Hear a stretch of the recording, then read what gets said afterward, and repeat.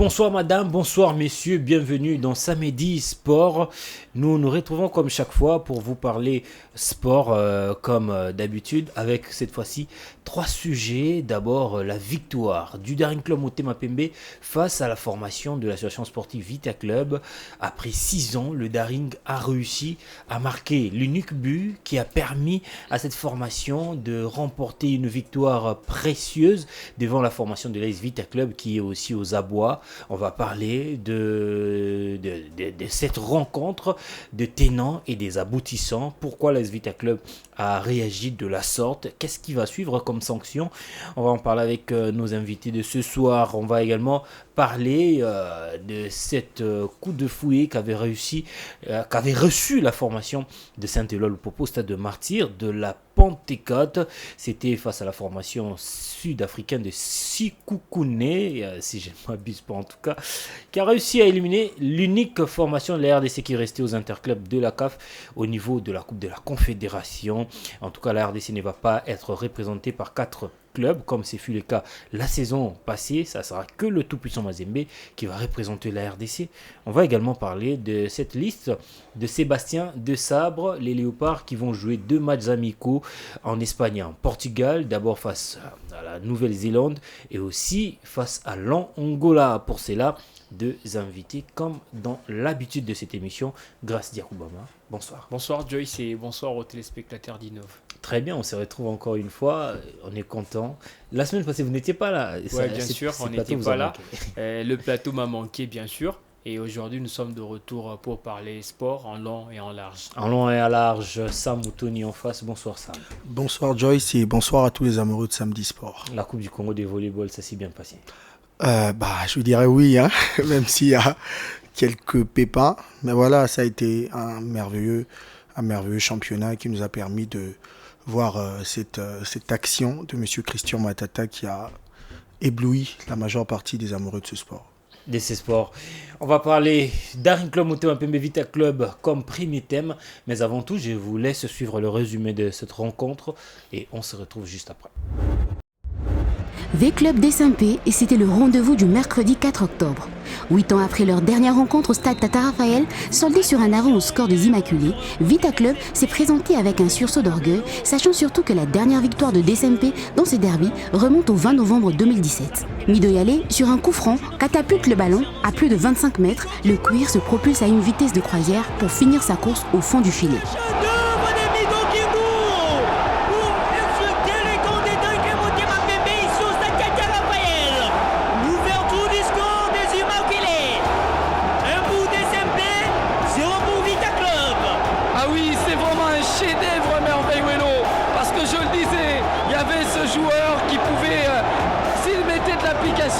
C'était au fond et Mido a compris le message parce que le Daring Club Motema Pembe était très près du but de Farid Ouedra au goal. Les dangers se rapprochaient et derrière c'est un chef-d'œuvre, c'est une idée individuelle qui amène le Daring Club Motema Pembe à passer.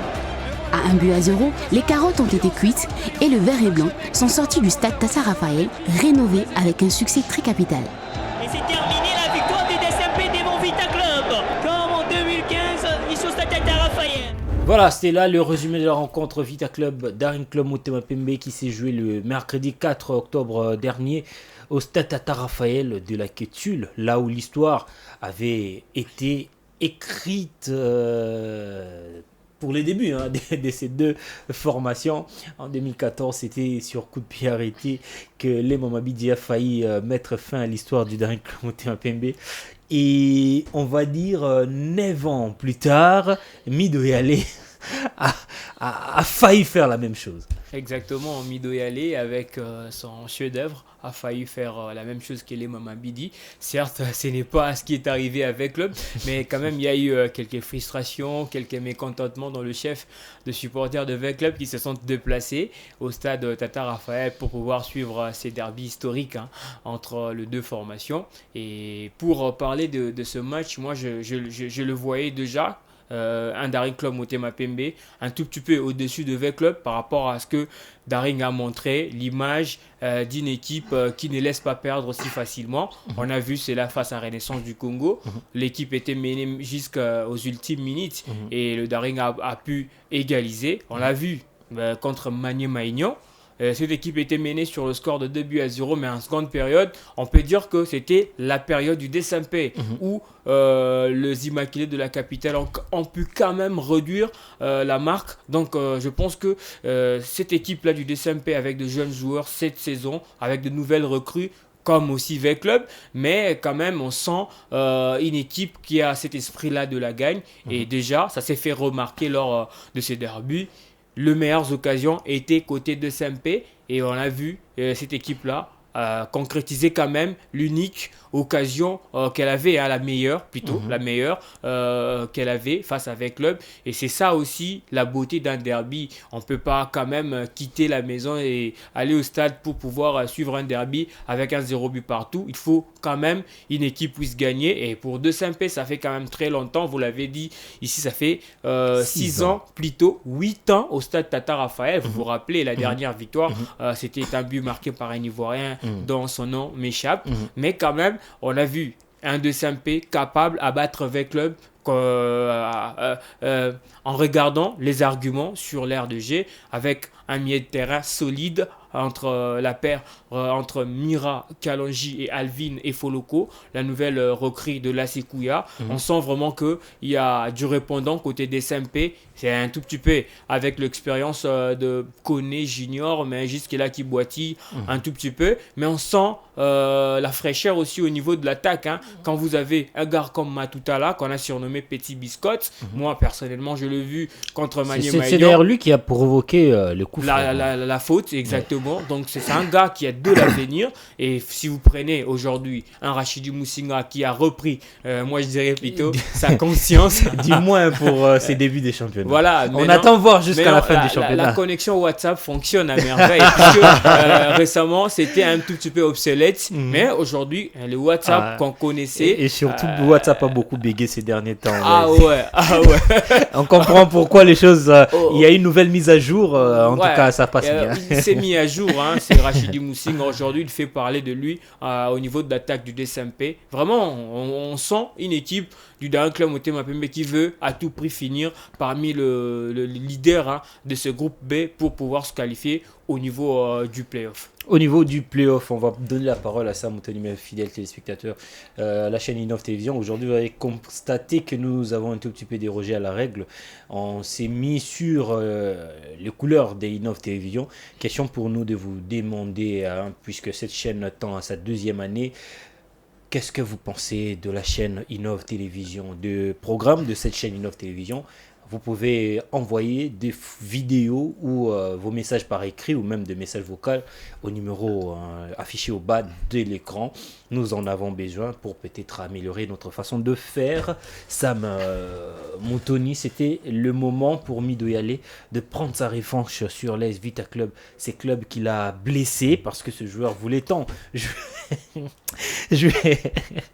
Excusez-moi. Jouer au sein de cette formation, c'est ces comités qui n'a pas voulu de ces joueurs. Il s'est retrouvé chez Daring Club Motema Pembe.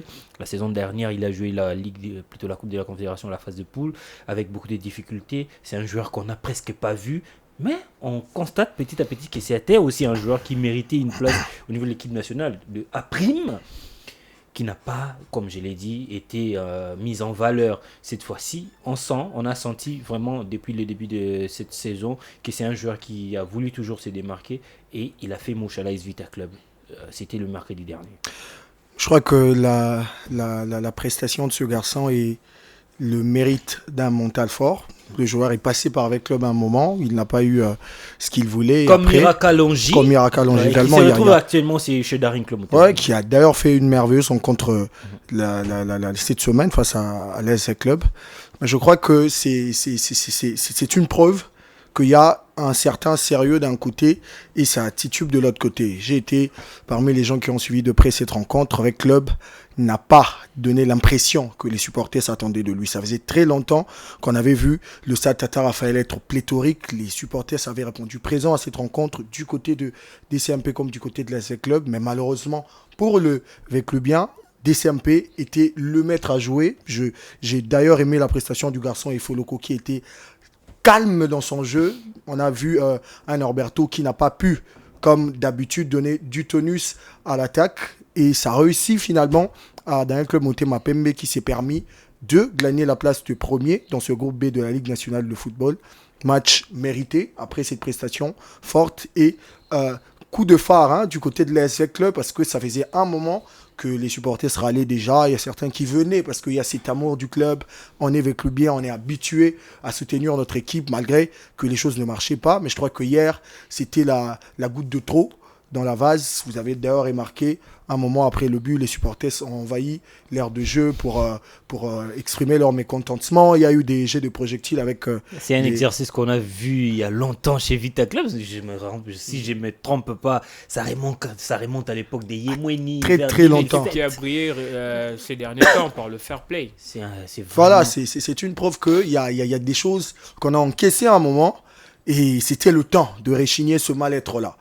Et je crois que ça doit enseigner la coordination de l'équipe qui, depuis un moment, brille dans l'irrespect même des supporters, dans la mégestion de l'équipe, surtout du côté de l'effectif. On ne peut pas vouloir un club grandissant, vouloir voir un club atteindre les cimes du football africain quand on a cette amabilité-là à libérer la quasi-totalité de l'effectif de la saison passée. On va dire qu'avec le regrette d'avoir libéré tout son effectif. Je crois que c'est les supporters qui regrettent parce que si on parle du président, de la présidente de la coordination, je crois que pour lui, c'est un feu normal.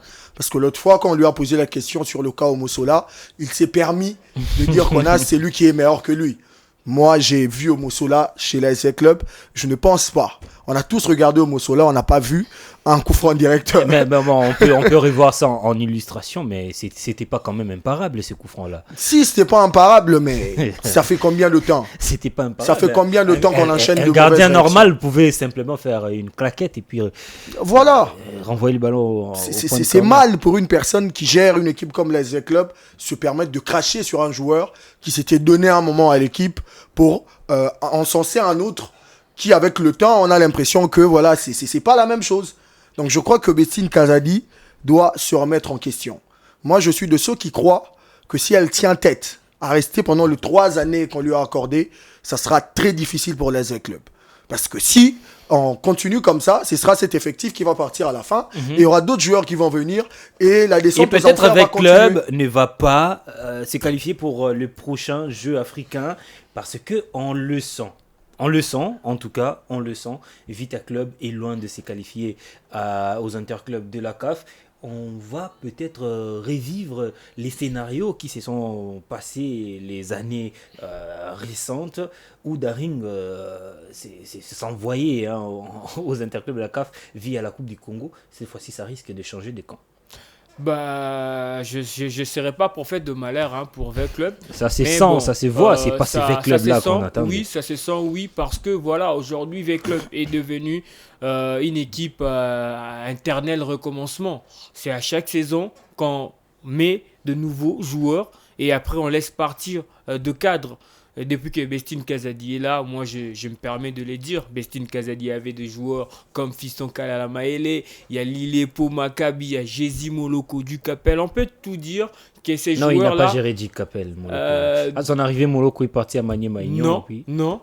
Sa première saison, Moloko était là avec Florent Ibenge, mais plutôt la deuxième saison, c'est Moloko et Fiston Maele sont partis côté de Young Africans. On peut tout dire que ce joueur-là appartenait au général Amissi, machin, mais moi je pense que avoir des arguments solides pour pouvoir convaincre le joueur reste aussi la seule chose qu'allait faire Bestine Kazadi à cette époque-là, mais il a laissé quand même partir ce joueur. On a recruté d'autres. Et après, une année après, il y a l'entraîneur Florent Ibenge qui s'en va. Il y a d'autres joueurs qui partent. On reste encore avec un autre groupe. On a commencé à faire appel à l'expérience de Lemama Bidi, de Bunga Simbi pour pouvoir quand même conduire ces jeunes. Mais après, cette expérience-là ne va plus exister chez VEC Club. Maintenant, on va dire non, c'est le moment de recruter le jeune. Mais il y a une chose que nous oublions si facilement dans nos équipes, surtout en RDC. Je peux essayer quand même d'écarter un tout petit peu Mazembe. Ce sont les automatismes qui ne se créent pas en un seul jour. Oui, l'entraîneur, c'est Raoul Chungu qui est là, il est là plus de 5 ans parce qu'il a travaillé avec Florent Ibenge. Mais lorsque vous changez l'effectif à tout moment, que doit faire l'entraîneur ? L'entraîneur est là que pour protéger son travail. S'il est rémunéré à $50, il va protéger son boulot. Et lui, il va attendre que vous puissiez lui donner des éléments et après, il va faire son travail. Mais lorsque vous ne lui proposez pas des bons éléments, je ne pense pas que l'entraîneur va faire normalement son travail. C'est vraiment quelque chose que le comité de VEC Club doit essayer de revoir parce que cette saison, même les joueurs qui sont dans VEC Club ne se reconnaissent même pas qu'ils sont dans un grand club de la capitale. Contrairement aux deux SMP où on a de petits noms, entre guillemets, mais qui se disent que nous jouons dans Daring Club Motema Pembe, qui est un grand club quinois. On l'a vu contre Renaissance. Daring était presque battu, mais cette équipe-là s'est transcendée pour pouvoir aller chercher l'égalisation. Mais ce n'est pas le cas avec VEC Club. Après le 15 minutes de temps additionnel, où VEC Club pouvait quand même réagir de la plus belle de manière, mais on n'a pas senti cela. Les Daring Club Motema Pembe n'étaient pas inquiétés lors de ce derby. Donc c'est ça le moment de pouvoir essayer de rectifier quand même quelques tirs côté VEC Club. Parce que si on rate cette saison, je pense que ce sera plus dur pour cette formation. Déjà, vous comptez 2 défaites en début de saison, 9 points. Ça semble être difficile puisqu'il y a un Manier Maïgnan qui a perdu, qui ne va pas lâcher à la maison. Il y a 2 SMP qui va rester sur la dynamique de ne pas perdre. Donc ça va être très compliqué pour VEC Club. Et aussi longtemps qu'il y a aussi Renaissance qui va essayer un peu de bouger la hiérarchie puisque déjà il a tenu à la culotte de SMP et face à VEC Club. Face à Vita, ça sera encore. Cette équipe-là n'aura pas aussi droit à l'erreur. Donc vous voyez ça risque d'exploser si ça arrivait face à Vita Club, face à Renaissance du Congo. Là, non mais là, on va vivre un nouveau scénario. Non mais moi personnellement, je me suis entretenu avec quelques supporters qui ont effectué les déplacements au stade Tata Raphaël pour leur poser la question, mais après le but, pourquoi il y a eu jeu de projectiles, il y a eu de mécontentement. Ils ont dit non, on n'avait rien contre l'arbitre. Rien contre le DSMP, puisque le DSMP, c'est une formation comme d'autres. On pouvait perdre cette rencontre, mais pas de cette manière-là. Nous, on a réclamé juste l'équipe qui était en place ne méritait pas de jouer pour VEC Club. Donc cet effectif-là ne mérite pas de jouer pour VEC Club. Donc nos dirigeants doivent réagir de la plus belle de manière. Et maintenant, je pense que VEC Club a déjà un effectif jeune qui progresse au fil de match. Donc ça sera très compliqué avec un public aussi exigeant. Donc c'est ça aussi le plus grand problème côté VEC Club. Mais on l'a toujours dit, ces fameux problèmes de moyens au sein de VEC Club. Avant, il y avait un général Amissi qui mettait énormément de moyens pour mettre très à l'aise ses joueurs. Et ces joueurs-là puissent sortir le meilleur d'eux sur les terrains. Avait de résultats, avait atteint une place de marque en Afrique. Exactement. VEC Club était parmi le 5 meilleurs clubs en Afrique, voire même les 10 meilleurs clubs. On citait toujours VEC Club. Et pourquoi la CAF, au début de la Super League africaine, parlait déjà de VEC Club. Et après, VEC Club a été écarté de la course. On a retenu le tout-puissant Mazembe. Parce qu'aujourd'hui, le quota côté congolais, il n'y a qu'un seul club qui marque le point le plus, c'est le tout-puissant Mazembe. Et cette place-là de VEC Club l'a laissé comme ça filer. Et aujourd'hui, on voit de clubs comme Al Hilal en Germain s'est qualifié pour la 2e fois successive. Au niveau de la phase de groupe de la Ligue des Champions, vous voyez de clubs...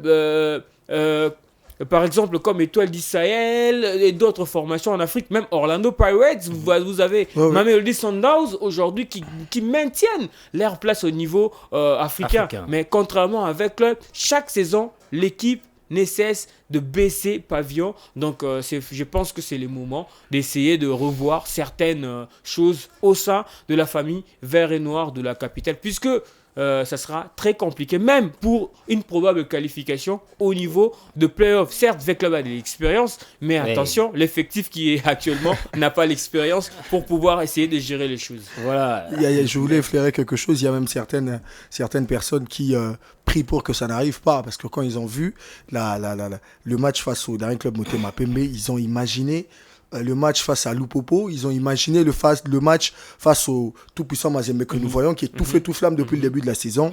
Ils ont besoin d'éviter ces fiascos-là. Et surtout que si Veclub s'est qualifié au playoff, ces matchs-là, Mazembe contre Veclub va se jouer au stade Tata Raphaël. La dernière fois, les souvenirs étaient vraiment... avec Bwana Ali Samanta qui a presque terrassé cette formation. Je voulais insister sur un fait très très important qu'a effleuré Gracie Sidi Yakoubama. Il a parlé de la conscience que les joueurs n'ont pas du fait de jouer dans une équipe comme Veclub. Moi, je n'attaque pas directement les joueurs parce que ça se voit. Ces jeunes-là, s'ils sont tels qu'ils sont, s'ils ne forcent pas, ils ne donnent pas le meilleur d'eux, c'est parce que au départ, dès le début, du côté de la hiérarchie, on ne sent pas cette pression-là. Le joueur est poussé par un rendement quand il sait qu'il y a quelque chose qu'il perçoit. Je ne peux pas me donner à fond quand je sais que on ne me nourrit pas bien, on ne me loge pas bien. Je voulais d'ailleurs parler du joueur Imana Loté qui m'a tiqué hier. C'est la deuxième fois consécutive qu'il simule des blessures pour fuir la pression des supporters. Non, c'est dans ses habitudes. Depuis, la deuxième... depuis chez c'est Renaissance. quoi ça? La première, c'était quand? Face à Rangers, la présente rencontre. Moi, je dirais que c'est pour la troisième fois même. Contre Céleste, c'était la même chose. C'est d'ailleurs le public qui réclamait sa sortie. On l'a fait hier. J'ai vu les supporters sont centrales. Mais comment on peut... À l'époque, chez Renaissance, c'est ce qu'il faisait. Comment on peut porter le vareuse vert et noir et fuir la pression des supporters? Il a fait ça, on l'a vu. Les supporters commençaient à chanter pour pousser le coach à le sortir du terrain. Un joueur de qualité, un joueur professionnel doit prendre ça comme motivation à donner le meilleur de lui. Mais malheureusement, il a décidé de partir, il a décidé de sortir sans avoir été taclé, sans avoir été effleuré même par un défenseur de DSMP. Il est tombé lui-même, il est sorti. Et ça, c'est le plaisir, non, d'un joueur qui joue pour Veclub, qu'on a d'ailleurs scandé au début de la rencontre, parce qu'avec l'absence d'Eli Ponzou, les supporters se disaient, voilà, on a quand même Imana Loté, on doit le pousser, c'est peut-être son match. Mais là, il a dessus tout le monde. Et ça prouve à suffisance qu'il y a des garçons qui ne savent pas qu'ils jouent pour Veclub. Moi, je pense que Veclub et Daring Club Motema Pembe, les deux clubs ont dépensé leur énergie à pouvoir recruter des joueurs chez Renaissance, des joueurs qui n'ont pas pu prouver quelque chose au niveau local ici. On l'a vu avec plusieurs joueurs, je ne vais pas citer des noms ici. C'était ça aussi la cible, lorsque vous confirmez chez Renaissance, et à l'image de Djouma Chabani, à l'image de Jésus Moloko, de Kazadi par le passé. Donc si vous passez par là, je pense qu'ici, ça va marcher. Or, ça n'a pas été le cas. Le contexte change aussi un tout petit peu. Merci beaucoup, messieurs. Entre-temps, le Club Motema Pembe qui s'adjuge de la première place de ce championnat avec 3 matchs d'avance que son dauphin qui est l'AS Maniema Union, l'AS Vita Club qui maintient sa place, la 3e place avec 2 matchs de retard par rapport à la formation du Daring Club Motema Pembe et c'est 4 points d'écart entre les deux. Ça peut se rattraper. Les autres formations viennent compléter le classement.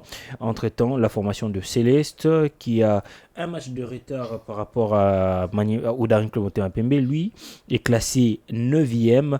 Avant-dernier, juste avant la formation de l'étoile du Kivu. Le week-end dernier était également mouvementé par l'élimination de la formation de Saint-Éloi à Lupopo qui a renoncé à un probable match en Zambie au stade de Ndola. Il a préféré jouer à Kinshasa, comptant sur l'appui du public quinois. Malheureusement, il n'y a pas eu appui, il n'y a pas eu accompagnement et cette formation de Saint-Éloi Lupopo a été éliminée ici à Kinshasa après un match nul d'un but partout face à la formation sud-africaine de Sékou Kouné. Lupopo après une année, de nous avoir montré une belle image. C'était la belle fille que tout le monde voulait conquérir. Cette fois-ci, Loupopo a montré une nouvelle image, sans maquillage. C'est une autre fille. Voilà, sans maquillage, comme vous l'avez dit, c'est une autre fille, le FC Saint-Éloi Loupopo.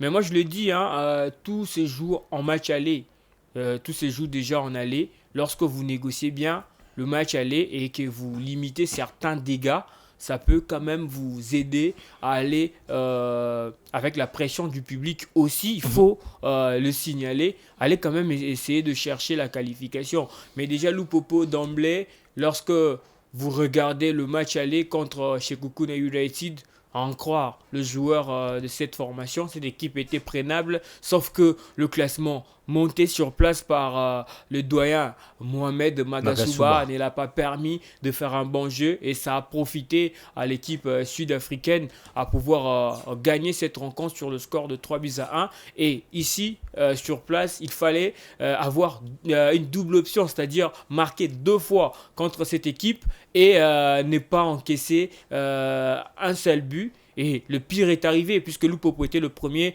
à ouvrir la marque. Et après la seconde période, on a senti cette équipe-là jouer, proposer quand même de belles séquences de jeu pour pouvoir marquer encore contre Loupopo et rendre encore la tâche encore la plus difficile côté Saint-Éloi Loupopo. Et c'est en ce moment-là qu'on voit maintenant une équipe qui veut jouer sa qualification et on ne l'a pas remarqué avec le Saint-Éloi Loupopo ce jour-là. Moi je pense qu'il est temps pour cette équipe de pouvoir aussi revoir son staff technique puisque déjà ça sointait. Seulement le staff technique. Seulement le staff technique.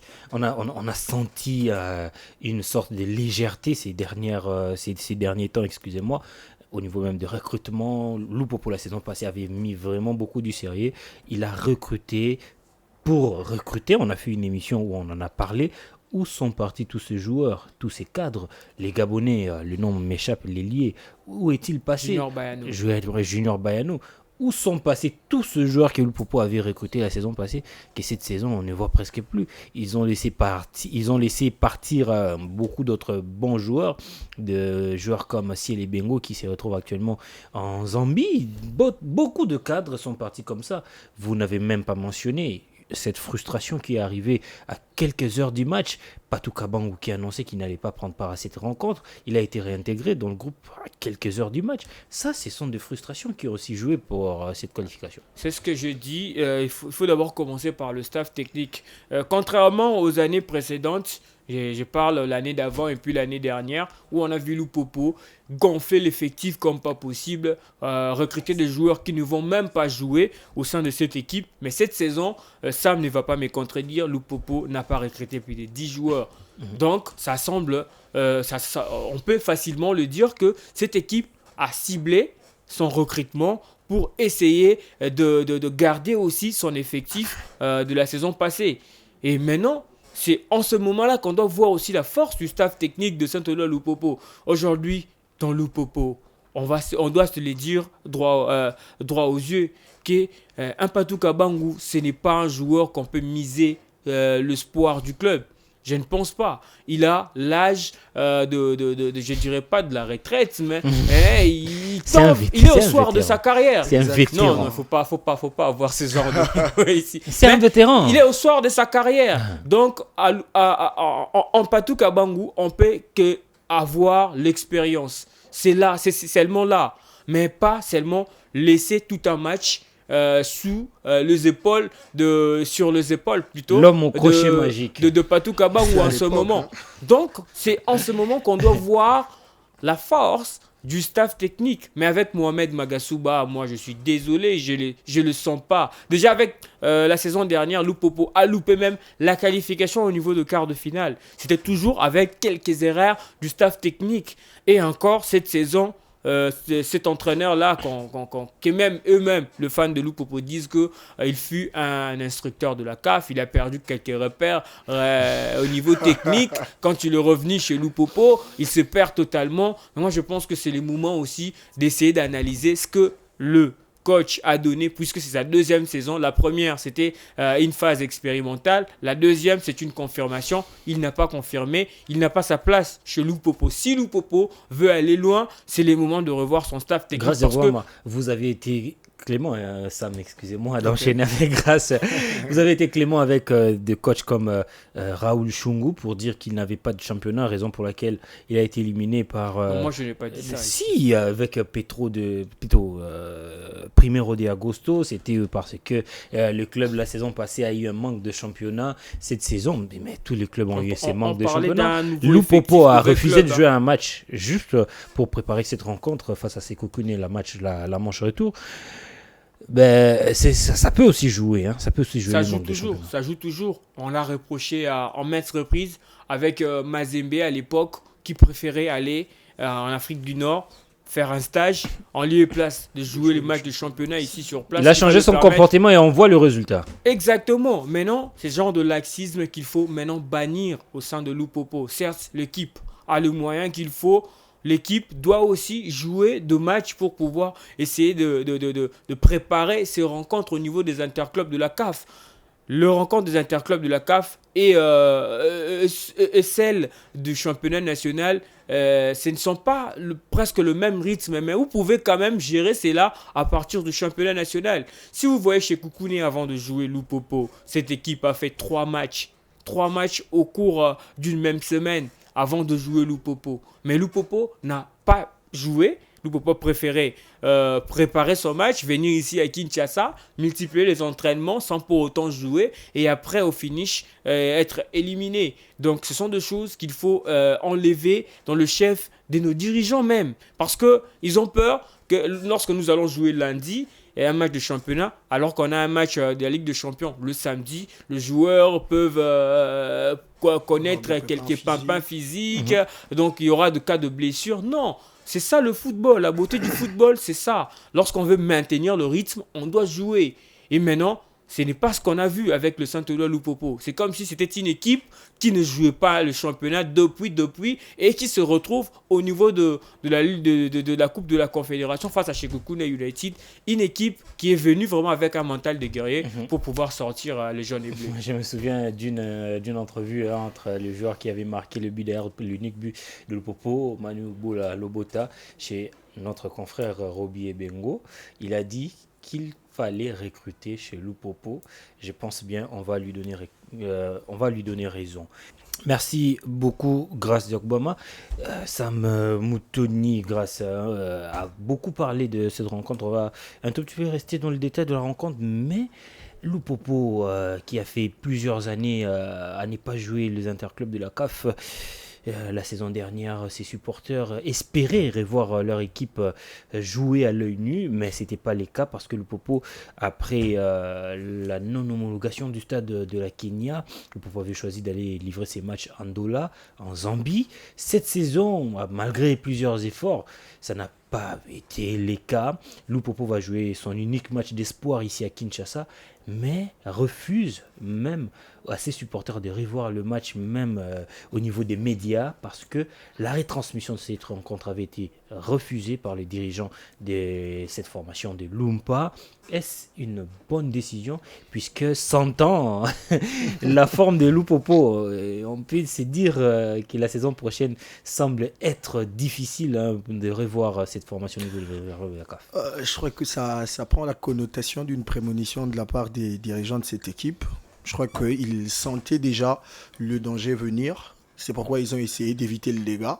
Parce qu'avec le contenu que nous avions vu dans cette rencontre-là, ça allait encore être difficile pour les fans de garder espoir pour les échéances à venir avec cet effectif et surtout ce staff technique qui depuis un moment est très titubant. Je voulais d'ailleurs effleurer le fait que il y a ce côté-là de différent qu'il faut apprendre à mettre de côté lorsque nous jouons une rencontre importante. J'ai l'impression qu'on avait minimisé ce match-là. Après la défaite 3-1 à l'extérieur, on se disait déjà que c'était plié, ça va être difficile, voilà, qu'on ne force pas les choses, qu'on ne se donne pas à fond. mais peu importe ce qu'on va faire, finalement, on va perdre. Moi, je pense Du même coup, que Lupopo qu'on devrait laisse même passer. jouer, accepter de jouer au stade de TP Mazembe. Exactement, Mazembe a toujours donné son hospitalité. Le Moïse Katumbi a toujours dit cela. Le stade est à la disposition de ceux qui voudront jouer. Mais voilà, et ils ont mis leurs difficultés de communication, cette rancœur-là qu'ils ont les uns vers les autres avant cette rencontre de qualité. Et le résultat est là, rien n'a marché, Lupopo est éliminé, il va continuer à jouer le championnat national. Mais je crois que ce qui est très écœurant, c'est cette difficulté à être enseigné. La saison passée, Lupopo était le meilleur club congolais aux interclubs de la CAF. Si vous regardez les rencontres qui ont empêché Lupopo d'être qualifié lors des quarts de finale, ce sont les petits détails seulement qui n'ont pas été réglés. Exactement. La majeure partie des buts qui ont cloué cette équipe-là sont arrivés aux derniers instants de la rencontre. Ça sentait un problème de communication entre les coachs et le joueur, et à la fin, ça finit par pêcher. Parlant de recrutement, on sent que la dynamique n'a pas été respectée.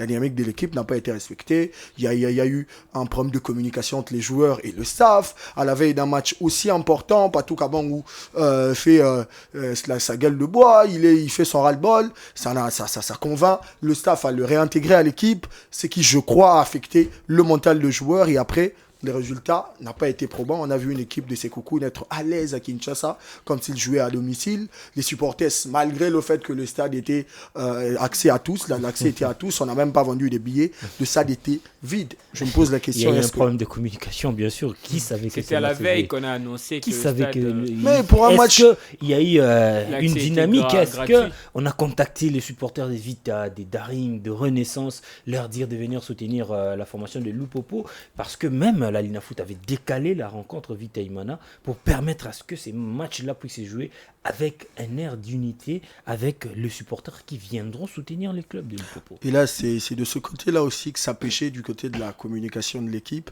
J'insiste sur le fait que, voilà, ils avaient l'impression que ça allait être la cata. C'est comme s'ils avaient déjà vu le match avant que ces derniers se jouent. Et ils ont évité, au fait, de pousser le supporter à venir, au risque d'une réaction qui allait pousser le club à avoir des sanctions. Et voilà, ça ne marche pas depuis le début. Et là, c'était le couronnement d'un problème qui existe depuis un temps, qu'on constate, mais qu'on n'arrive pas à résoudre au niveau de cette équipe. Il y a aussi le problème du stade qui sempiternellement, il n'y a toujours pas d'homologation, il y a des choses qui ne marchent pas, alors que quand on sait qu'on joue les interclubs de la CAF, il est important de jouer devant son public. Mazembe, lui, il est à l'aise, il est peinard. Quand il faut jouer chez lui, il est calme, ses supporters viennent et les résultats s'en suivent. Lupopo qui nous donnait de l'espoir après avoir disparu un moment de la sphère continentale. Lupopo est revenu, a fait une campagne quand même réussie, même si la qualification n'était pas du côté de l'équipe de Lubumbashi. Mais après, quand on a pêché dans des petits détails la saison passée, la saison qui vient, il est important d'ajuster certaines choses et d'essayer d'arranger. Mais malheureusement, l'équipe n'a pas réussi à recevoir des leçons à l'appliquer. Et le résultat est là. Lupopo est éliminé et va continuer à jouer le championnat national. Et la foule, les supporters commencent déjà à vomir le staff, ce qui n'est pas très bon pour cette équipe. À vomir le staff, ce qui n'est pas très bon pour l'équipe. On va aussi parler de l'implication du président de cette formation, Jacques Yaboula. On a vu ces messieurs mettre le moyen, fournir des efforts pour que le stade soit homologué, permettre à ce que Lupopo puisse jouer dans sa maison. Mais en fait, le fait aussi de ne pas être un footeux, c'est là aussi, joue un grand rôle à la tête de cette formation de Lupopo. Ouais, exactement. Moi, personnellement, je pense que si j'étais à la place de Jacques Yaboula, il faudrait maintenant être exigeant en termes de résultats côté Lupopo, puisque déjà, il y a presque tout. Certes, il peut y avoir des arriérés en termes de salaire. On est au Congo, on comprend les choses. Mais Lupopo a presque tous les arguments. Même, il y a toutes les conditions qui sont réunies au sein de cette formation pour pouvoir réussir.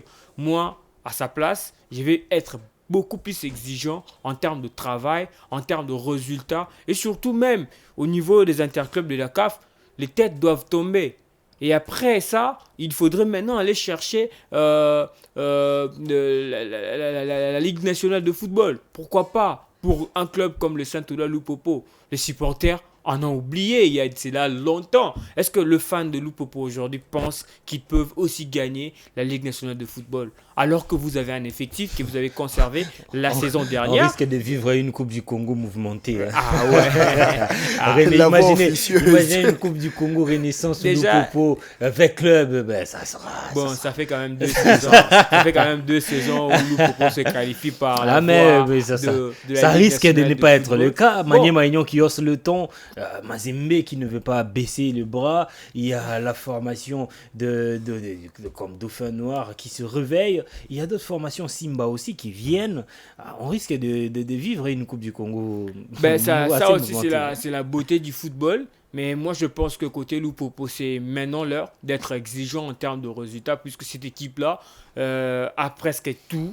Contrairement à avec club où on a parlé de moyens, même le 2MP, certes, le moyen ne suit pas au-delà du niveau de l'équipe actuelle. Hein, le moyen fait un tout petit peu de faux, mais Lupopo a tout. C'est le moment de vraiment essayer de booster cette équipe-là, aller titiller même la place du tout-puissant Mazembe qui reste jusqu'aujourd'hui le meilleur club de Lubumbashi. Et on va attendre voir au niveau du derby le choix entre les deux formations qui va sortir vainqueur. Mais je pense que Lupopo, c'est les moments d'être un peu plus rigoureux en tout.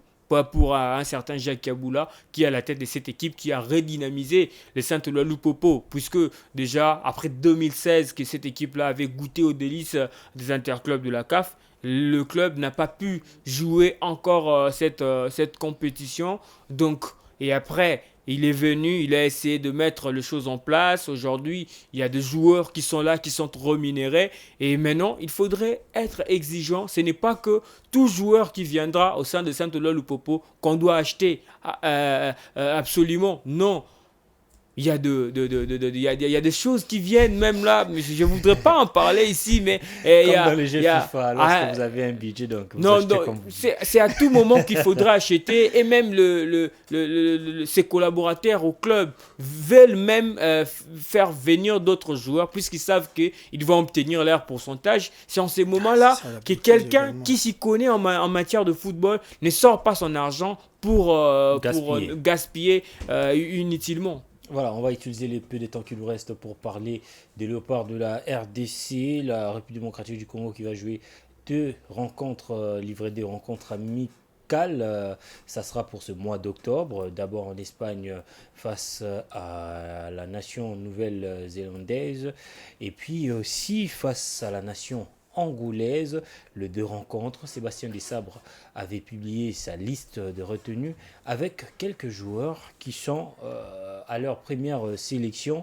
On va dire que cette rencontre, ça vient en tout cas au bon moment et la RDC est en train de se réveiller avec des rencontres internationales qui fait du bien aussi à son public. Ouais, ça fait énormément du bien au public et c'est la résultante d'un travail de fond qu'a fait ce monsieur depuis qu'il est à la tête de la sélection nationale. L'équipe nationale aujourd'hui a un certain aura, est quand même capable aujourd'hui d'attirer certaines têtes qui, dans le temps, étaient sceptiques. On a vu un joueur comme Simon Banza. Avant d'ailleurs d'être sélectionné, il y avait déjà des appels d'efforts. Il y a des joueurs qui ont maintenant cet engouement-là de venir représenter la RDC. Et lors de cette phase de la trêve, ça va permettre aux sélectionneurs d'essayer de donner du temps de jeu à ces garçons-là qui viennent nouvellement d'intégrer la sélection, de voir comment est-ce qu'ils peuvent t'amuser pour former un groupe compact qui va accompagner la sélection lors de la prochaine édition de la Coupe d'Afrique des Nations. Je crois que c'est merveilleux. On a aujourd'hui cette facilité de jouer des matchs amicaux avec des grandes sélections. L'Angola, c'est pas une petite tête. Hein. Ça fait un moment que cette équipe aussi essaye de se démarquer de la plus belle de manière. Il faut au moins dire des nations d'un certain niveau. Ouais, d'un certain niveau à l'époque. On n'a pas encore à joué. l'époque, L'Angola a joué la Coupe du Monde en 2006. C'est pas la RDC. C'est quand Ça fait des lustres qu'on n'a pas côtoyé la Coupe du Monde. 2010 en 2023. Aujourd'hui, l'Angola, qu'est-ce qu'il représente sur le plan africain, au niveau national, au niveau international? C'est quand même une nation sérieuse en termes de football. En termes de football. Elle n'a jamais été devant la RDC. Allez-y. Si vous le dites, mais c'est quand même important. L'importance de ces matchs-là et cette redynamisation de l'équipe qui doit se faire on est en phase d'un championnat de la CAN, voulais-je dire, de la Coupe d'Afrique des Nations, qui est très très importante pour la RDC. La précédente édition de l'avion raté, avec à la tête un sélectionneur qui ne nous a pas aidés. Voilà, maintenant les choses sont mises en place. Il y a certains cadres qui viennent. Le sélectionneur s'est même permis de donner du répit à certains cadres. C'était très important. Très très important, ces cadres qui ont accompagné l'équipe lors de ces phases des éliminatoires. Il a permis à certains de se reposer. Moi j'aurais souhaité d'ailleurs ouvrir le champ à plusieurs autres candidats. Voilà. Ouais, parce qu'il y en a plein au niveau Il international. y en a vraiment Fallait plein. vraiment les appeler. Bien sûr, le classement FIFA va joue peser. aussi. Mais Voilà, il fallait ouvrir une brèche à certains joueurs pour leur donner le temps de jouer, leur voir, pour comprendre. Bon, le sélectionneur a une idée sur ce qu'il veut de l'équipe nationale aussi. Je pense que c'est aussi les moments d'appeler aussi certains cadres, certains éléments qui évoluent sur le plan national, parce que d'après ce que nous voyons au niveau national avec le championnat, donc il y a quand même d'autres joueurs qu'il faut aussi les appeler dans des moments comme ça. Lorsque vous jouez des matchs amicaux, internationaux, on a 2 rencontres. On va jouer la Nouvelle-Zélande, on jouera aussi l'Angola. Donc c'est aussi les moments d'appeler quand même quelques joueurs ici sur place et les amener déjà à pouvoir être décomplexés. C'était aussi une occasion pour voilà, de pouvoir aussi chercher un match amical ou même 2 pour l'équipe nationale à prime. Ça aurait joué ici d'une importance. Lorsque vous avez déjà une sélection A et qu'il y a d'autres... Ce n'est pas interdit. Ce n'est pas interdit, oui, mais c'est donné sur beaucoup de peine. Hein? Vous avez la sélection A prime qui va jouer, il y a encore la sélection A. Mais la sélection U21, la sélection des dames aussi peut jouer. La sélection de dames, bon, c'est ça aussi, mais je pense que c'est déjà le cap de senior. Déjà, si Sébastien et ça aussi peut se permettre de convoquer quelques bons éléments ici au niveau national, ça fera du mal à personne. C'est aussi les moments de l'air décomplexé. Pourquoi seulement organiser de matchs amicaux rien que pour le A' et que de l'autre côté pour le pro, comme on les appelle? Non, on aura besoin d'un certain miracle un jour. Au niveau de la sélection A, on aura Efoloko, on aura besoin de lui, on aura Orso Mwaku et d'autres joueurs que je ne pas citer ici. Mais quand même, ils ont leur place. C'est les joueurs que vous suivez ici dans le groupe B, dans le groupe A. Il y a le championnat est presque inaperçu. J'ai cité Orso Mwaku qui se retrouve au niveau du groupe A. C'est le seul. Bon, voilà. C'est le groupe qu'on a qui est vraiment très proche de nous. Mais aussi, nous avons des échos en ce qui concerne aussi le groupe A. Donc, c'est aussi une occasion pour nos joueurs-là puissent déjà goûter aux délices de la sélection A. Auparavant, Claude Leroy le faisait avec de jeunes comme Gaylor Diboulana, vous avez des joueurs comme Manza Bidje, Chancel Mbemba, de Mbidi Mavwanga, qui faisaient de matchs amicaux avec la sélection A. Donc c'est ça aussi. Et jouer même les éliminatoires de la Coupe du Monde, de la Coupe d'Afrique. Pourquoi pas? Moi je pense que avant, les sélectionneurs nationaux avaient raison de ne pas leur convoquer parce qu'il n'y avait pas championnat. Maintenant, on a un championnat qui commence petit à petit à être régulier. Maintenant, il faudrait avoir aussi un œil regardant. En ce qui concerne le nouveau venu au niveau de la sélection, je ne voudrais pas beaucoup en parler. Moi, j'aimerais d'abord le voir sur le terrain, ce qu'ils peuvent déjà proposer. Parce que déjà, tout est parfait. Hein. Tout est parfait. Non, je dirais tout est parfait en termes d'image, en termes de rendement, là où ils viennent. Donc, en sélection, qu'on va juger leur niveau. Et je pense que ce sera une occasion contre la Nouvelle-Zélande et contre le Palancache Negras de l'Angola. Une nation aussi qui est qualifiée au niveau de la CAN Côte d'Ivoire 2023 qui se tiendra en janvier 2024. En janvier 2024, on est arrivé pratiquement à la fin de notre émission. On va se dire au revoir. On va se retrouver la semaine prochaine avec le même plaisir pour un nouveau numéro. Mais surtout, n'oubliez pas de nous laisser un message. Que pensez-vous de notre chaîne Innov Télévision, de nos programmes, de nos films, de nos séries, de nos programmes pour enfants, de nos émissions? Dites-nous ce que vous pensez de notre chaîne.